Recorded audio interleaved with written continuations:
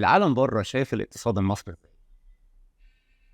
بص، احنا دولة فيها فرص كثيرة جدا، مفيش شك، ومفيش حد هيجي لك الا اذا كان شايف فرصة. نعم. لكن استقرار اقتصادك واستقرار الوضع في المنطقة برضه عامل لك مشكلة. ما هو فكرة المستثمر، احنا ليه ما سألناش نفسنا مستثمرين كتير ما جوش عندنا ليه؟ ليه بيروحوا دولة زي السعودية دلوقتي او الامارات او كذا؟ لاعتبارات كثيرة.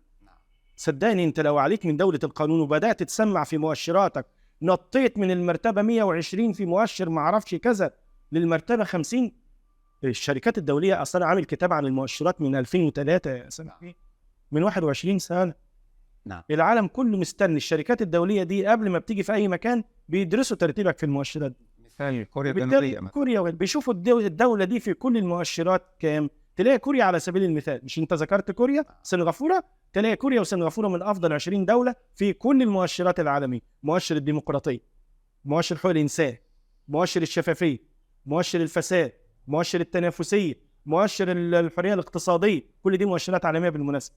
تجد ان الدول دي دايما من بين ال20، ولهذا المستثمرين بيتفسحوا في ال20 دولة اللي فوق، ما بيدوروش على اللي تحت دول خالص. ليه بدأنا نشوف مستثمرين المصريين وصغار مش كبار بيروحوا حاليا دلوقتي ويستثمروا ويعملوا شركات في دبي والسعودية وهربوا من السوق المصري؟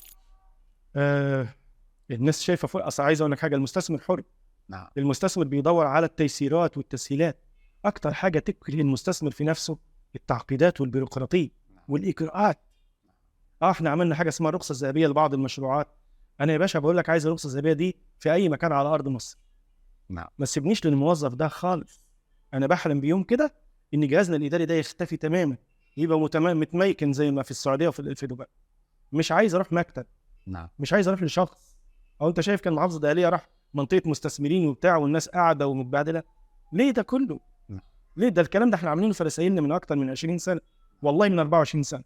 في مقترح لاستبدال يعني عدد كبير من الجهاز الإداري في الدولة بخريجي كلية حاسبات ومعلومات. هل حضرتك شايف ده ممكن ينجح المنظومة اللي بنحلم فيها؟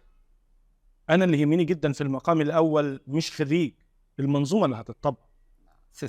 أصل أنا ممكن سامح يجي بنفس الفكر العقيم. أنت جاي بأنهي فكر؟ أنا يا باشا مش هخترع العجلة. أنا دايما لما بشوف واحد ناجح أقول أنت نجحت إزاي؟ أنت عملت إيه؟ هاخد منك. فأنا عندك أنت النهاردة دولة زي الإمارات ولا السعودية ولا أي دولة ولا سنغافورة ولا كوريا الجنوبية، هاتوا اللي عندكم ونفذوا. هم السعوديين عملوا كده، صحي من النوم جابوا نظام وطبقوا. يعني نظام المرور عندهم في السعودية جاي من فرنسا. فندم أنت هتخترع العجلة؟ لكن ده شركات خاصة هي اللي بتعمل المرور وكاميرات المراقبة في كل مكان، وهي اللي بتدفع للدولة والدولة بتدخل لها فلوس من المخالفات. نص الإيراد للشركة اللي عملت الكاميرات وعملت المنظومة، ونص الإيراد للدولة لخزينة الدولة في كل الطرق نفسها. الطرق النهارده الدولة مش محتاجة تعمل طريق ولا تصرف جنيه ولا تقترض عشان تعمل طريق بطول 1000 كيلو. تعمل المنافسة مين اللي ياخد الطريق ده، والطريق ده مين اللي ياخده. طيب اللي هياخد الطريق ده له مزايا ايه؟ لمدة 10 سنين الطريق ده بتاعك، لمدة 10 سنين ليك تقيم على 1000 كيلو 10 محطات بنزين، 10 مطاعم، 10 كافيهات، وتستغل إيرادهم. الإعلانات اللي على الطريق لمدة 10 سنين بس تدي للدولة 20% من إيراد في الكارت، 30% من كل إيراد الكارت والإعلانات والكافيهات الدولة دخل لها فلوس. نعم. ما صرفتش جنيه. نعم. ده السعودية بتعمل. وزير النقل بيقول إن من الآن فصاعدا مش هنصرف جنيه. ليه بقى؟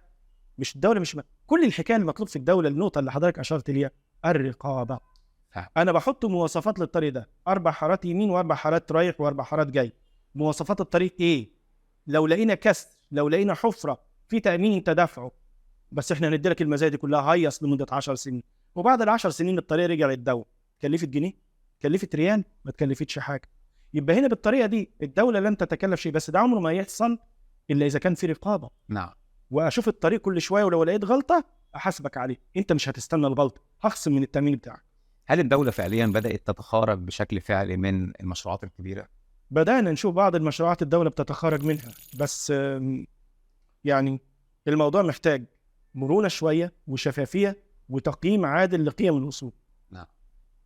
وإن يكون في آلية معينة تكون الأولوية للمصريين فيها. يعني المصريين في الخارج ما عندهمش مانع أبدا إن هم يكون لهم الأولوية في الشركات اللي الدولة بتتخرج منها. بس عايزين آلية شفافة وآلية واضحة. يعني كنت طرحت موضوع شركة أهل مصر، والفكرة قائمة، وإن شاء الله عملنا دراسة جدوى كويسة ليها، بحيث إن إحنا ندخل في هذه المشروعات تكون في نسبة للمصريين، بس بمن زدنا في دينا. ساعتها أنت جبت دولارات المصريين من بره، وسعت قاعدة الملكية، زودت ارتباط المواطنين ببلدهم، عززت انتمائهم لبلدهم، وحافظت على الوصول بأنها ملك المصريين. لأن النهاردة مع هذا العالم والضغوط اللي جاية من كل ناحية والكيان اللي جنبك، ما تعرفش مين اللي جاي، ما تعرفش مين اللي جاي يشتري الحتت دي كلها وبيشتريها لمين، ومستقبلا الدنيا رايحة على فين. لازم أنا بكلمك بكل أنا أخبي ليه؟ أنا دايما بتكلم والله عن اللي جوايا، ما بفكر كتير في اللي بقوله. نعم. فالمصريين مستعدين. في أهو حضرتك شفت لما نزلت شركة أهل مصر، الآلاف من كل أرجاء العالم اللي يقول لك أنا معايا 400,000 دولار وجاهز، واللي معايا 100,000 دولار وجاهز يا دكتور، واللي ما... طب الناس عارف ليه يا دكتور المنظومة كده؟ ثقة. هي الناس محتاجة كده، الناس محتاجة حد تطمن ليه. بس عشان كده أنا بدأت معاك بكلمة إيه؟ ثقة. ده حقيقي. مصر يعني أو بيان رئيس الوزراء اللي قاله على في البرلمان من أيام، قال إن في 65% من المشروعات المستقبلية في مصر هتكون للقطاع الخاص. هنا سؤالي مش على الكلام اللي قاله السيد رئيس الوزراء. أنا عايز أسأل حضرتك، مصر فيها أطفال 10 و12 سنة بيشتغلوا ينزلوا يشتغلوا في الشارع، بيشتغلوا في الشارع. ليه بقى احنا بنشوف معدلات أو أرقام للبطالة في مصر؟ في أطفال عندنا بيشتغلوا. ما في أطفال بيشتغلوا ضرورات.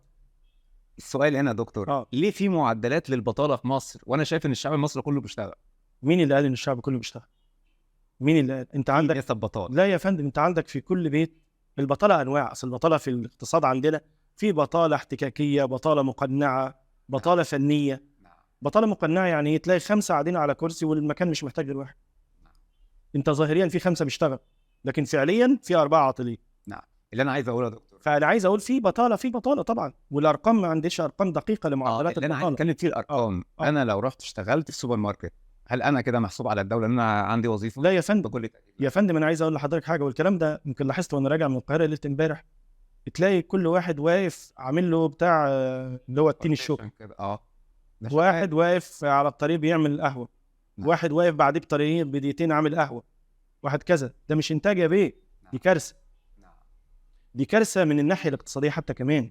أو إن أنا أعمل فرش، يعني مثلا البطيخ جاي من المزارع، الفاكهة جاية من المزارع، البطاطس جاية من المزارع، بدل ما تتعرض في شادر كبير تتعرض فيه المنتجات دي كلها، وبالتالي يبقى المعروض مرة واحدة.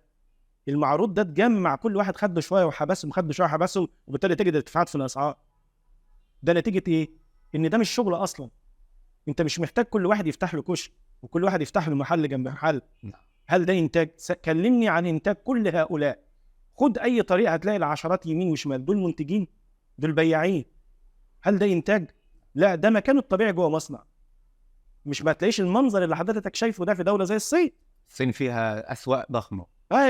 يبقى إذن ظاهريا زي التكاتك النهارده يقول لك احنا ما عندناش بطاله، ما كله على التكاتك. سؤال، هو انت عايز بتوع التكاتك؟